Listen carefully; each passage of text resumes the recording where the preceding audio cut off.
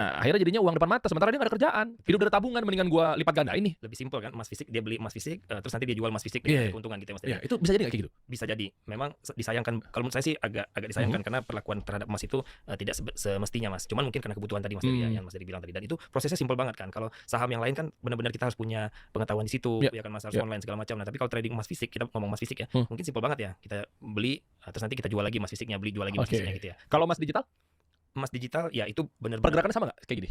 biasanya emas digital itu lebih murah daripada emas fisik, Mas, harganya. Berapa? Saya nggak tahu range-nya, tapi memang, karena dia tidak ya bahasanya tidak memiliki emas fisiknya lah, Mas, 100% gitu Oh, ya, nggak megang ya? tidak di-backup 100% gitu. Bahkan saya pernah baca buku, The New Case of Gold, itu karya James Ricard namanya. Kalau di Eropa, di US sana, di dalam perjanjiannya itu dia bikin unallocated gold katanya. Lah? Unallocated gold itu berarti tidak teralokasi emasnya gitu.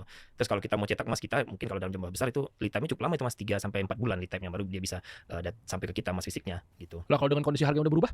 Ya itu yang menjadi challenge Resiko. Mas ya. Makanya kan emas ini memang masih diatur lah dalam syariat Islam ya, perdagangannya gitu. Jadi lebih baik kita pegang emas kita sendiri, yang saya bilang kan. Saya pernah bilang, if not in your hand, it's not your gold. Kamu harus pegang emas kamu sendiri. Kalau kamu punya emas digital ya emas kamu bukan kamu yang megang, orang lain yang megang emasnya gitu. Untuk apa kita serahkan kepemilikan emas kita, penguasaan emas kita ke orang lain gitu, Mas Dery.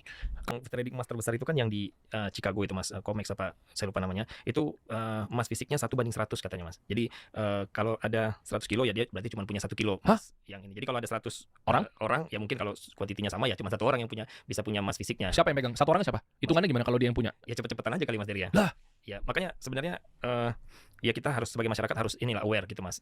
Balik lagi ke risk appetite kita lah. Kalau kita misalnya emas digital dalam jumlah yang banyak, mungkin risknya terlalu besar untuk masyarakat gitu, Mas. Mungkin kalau emas digital itu ya kalaupun itu memenuhi syariat Islam, tapi kan itu tidak memenuhi syariat Islam ya. Jadi kalaupun ada yang masih mau memilih emas digital, mungkin risknya diperkecil gitu. Mungkin maksimum 5 gram atau maksimum 3 gram atau 1 gram gitu, Mas Dery. Oh. Ya karena risikonya di kita kan.